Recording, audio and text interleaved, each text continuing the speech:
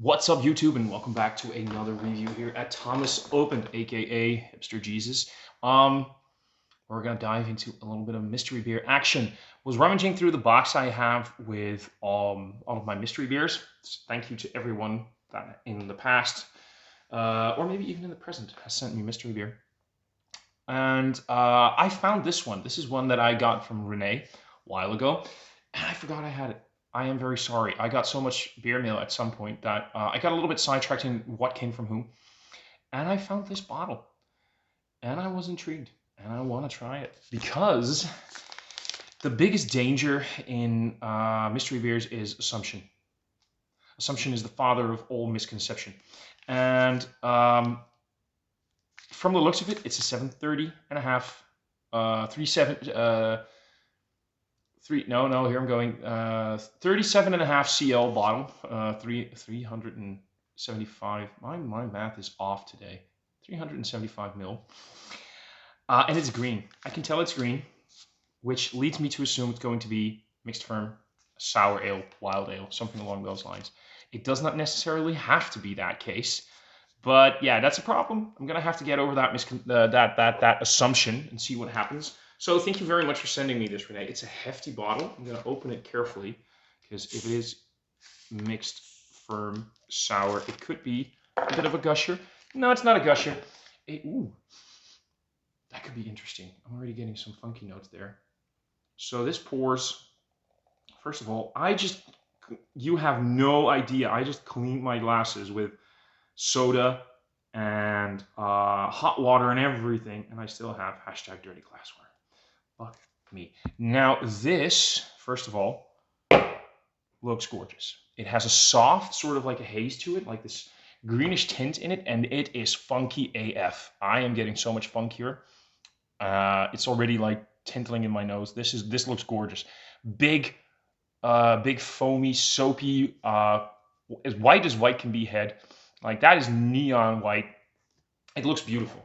It has this golden straw hue to it. A bit of a green tinge in it. Maybe that's just my light falling into it in a certain way, but it is funky AF, bready AF already.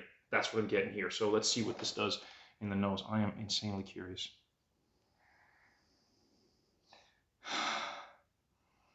Definitely bready, bread everywhere. It's got a peppery thing going on. Really dry. There's a fruity element under it, which reminds me either of, I want to say both apricot and gooseberries.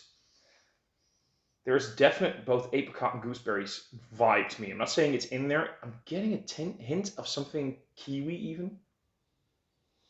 Oh, starting a bit of foam.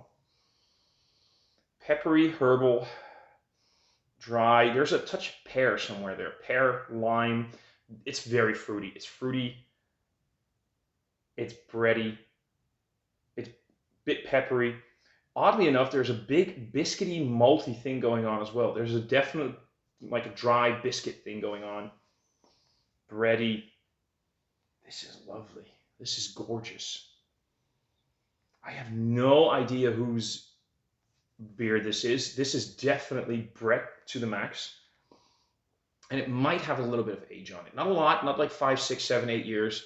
Maybe like a year and a half, where the Brett has started to really attack those sugars, because I'm getting the idea this would have been sweeter if it was fresher, but it has like that sort of drying, like where the Brett has started to really attack those sugars. Oh, there is something in there that I'm not really getting. It smells familiar, like a herb or a spice. There's a touch of something in the background that oddly enough reminds me of cinnamon. Not that it's cinnamon, but that sort of bark, and sort of like when you have too much cinnamon, it gets a spice to it, a heat, sort of like that. It's not cinnamon, but that's sort of like the thing that I'm getting. I love the smell of this. I'm gonna see in, the nose is telling me it's probably around 4.5, 4.8% ABV, but I wouldn't be surprised actually, because it's a bit drying and very refreshing, that it could actually end up being 6, 6.5. Let's dive in and see what we can find. Renee, thank you very much, buddy. Cheers.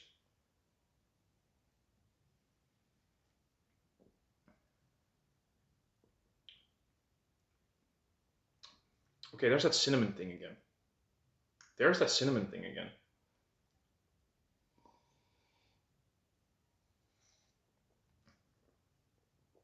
Why the fuck am I getting cinnamon? Cinnamon. There's some citrus notes there. Actually, speculoos. I think you guys from like Great Britain and America know what it is. That vibe of spice. And now that I'm drinking it, I'm wondering if this is very low ABV, maybe even non-alcoholic. Is this somebody's breaded table beer? Like a 1.52% ABV breaded mixed firm? Because that funky note that I was getting in the beginning is sort of really going away. It's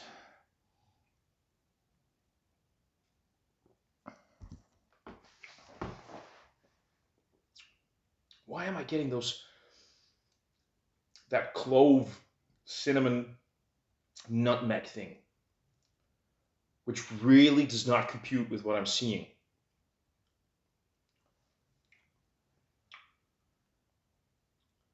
This is a pretty weird and unique beer, and this is like unlike. I mean, I want to say it's brewed with nutmeg, clove, cinnamon, something like that, maybe an allspice kind of thing. But my mind is refusing to believe that because the green bottle, because of the color, because of the fact that this is so low ABV. I'm like, nobody would make that, right?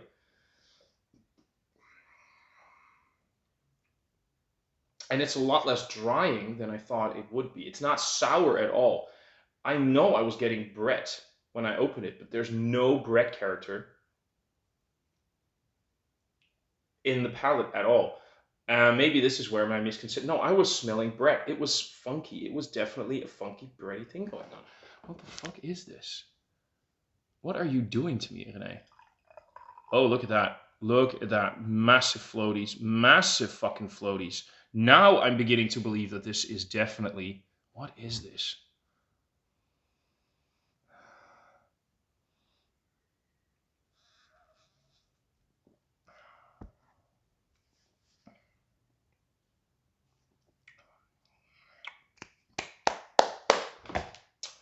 Okay, this is somebody's mixed firm.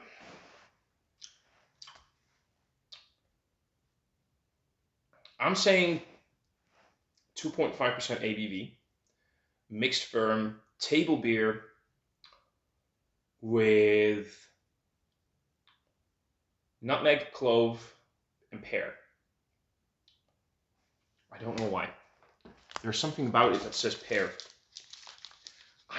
I'm either very much spot on with this, or I am all over the fucking place. Because this beer is all over the fucking place. I will say, by the way, I love it. I dig this. I don't know what it is, but I am enjoying the fuck out of it. I have no idea what we have here. I have no idea what the brewery is.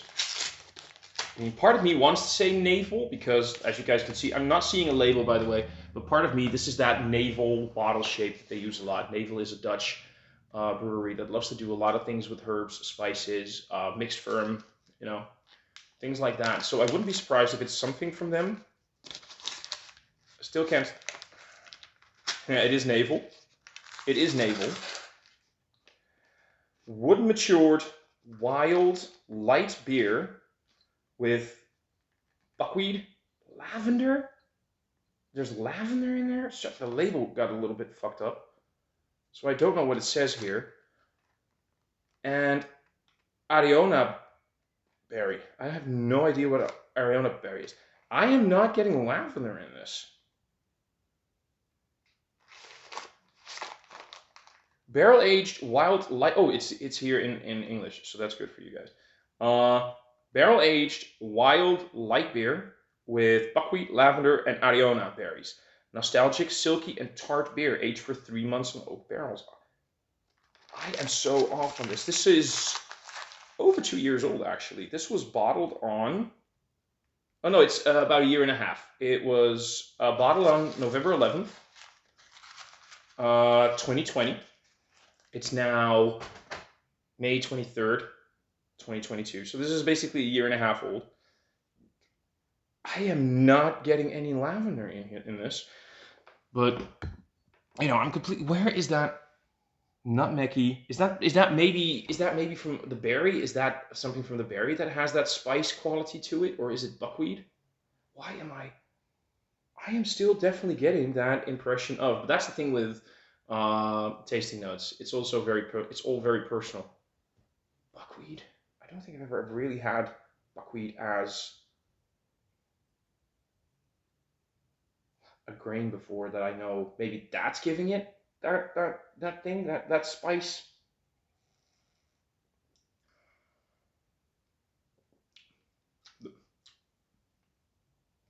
I have lavender, fresh lavender outside growing right now. I should probably smell that later on and see if I'm really fucked.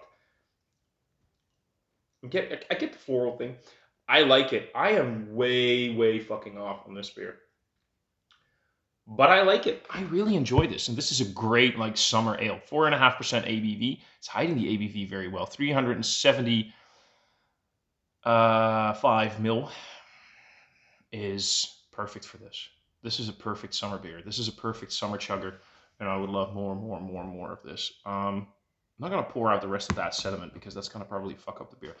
Renee, this is a lovely beer. I like it. I really do, and thank you for this. I'm way off, um, but I'm way intrigued. I'm way in love with it, and I can dig it. I like this. I could have more of this.